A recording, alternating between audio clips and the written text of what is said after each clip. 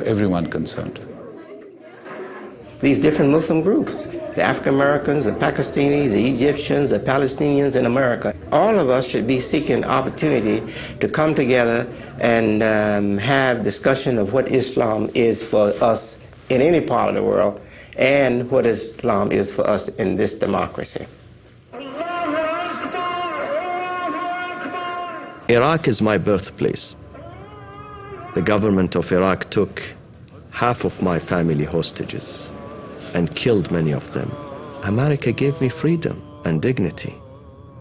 This is the land where I can worship God freely without fear, without intimidation, without the harassment of the secret intelligence.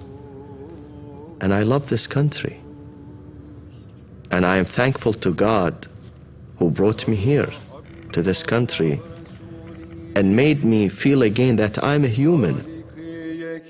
This is a time when religion has to show its real soul. If we don't, I think it will be a confirmation that religion is passé. More than that, that it's a negation of all of the healthy dreams that all of us have for the future. The biblical imperatives are pretty clear. The two greatest commandments are to love God and to love your neighbor as yourself. And so the question becomes immediately, well, who is my neighbor? Well, surely Jesus wasn't saying only people who look like you and think like you and who worship exactly like you, but it's clearly a reference to other human beings. It is in everybody's interest that our worlds do not collide but rather reinforce each other, because we all are hoping for the same thing. We all believe basically in the same things. And when we think we don't, it's only because we have looked at each other as stereotypes, not as human beings.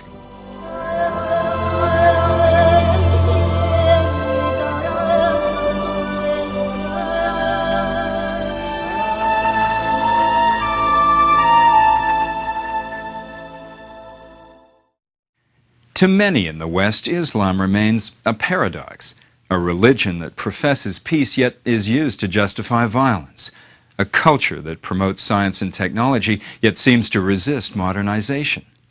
Like Judaism, Christianity, and all the world's great faiths, Islam has many dimensions and has been interpreted in many different ways. And like other religions, it can turn violent, especially when defending its beliefs against what it sees as evildoers. Some are hopeful that Muslims, Christians, and Jews will be able to reestablish a peaceful coexistence, but others aren't so sure. As violence continues, suicide bombers get younger, and death tolls go on rising. Many Muslims themselves believe that if Islam is to continue to grow as a religion of the future, it will only be, inshallah, if God wills it so. For the History Channel, I'm Arthur Kent. Thanks for joining us. Our historic retrospective on the 9/11 year now continues with a report we first broadcast just days after the terrorist attacks on America. The History Channel's Josh Binswanger and guests discuss the origins of radical Islamic movements. That's coming up next. Please stay with us.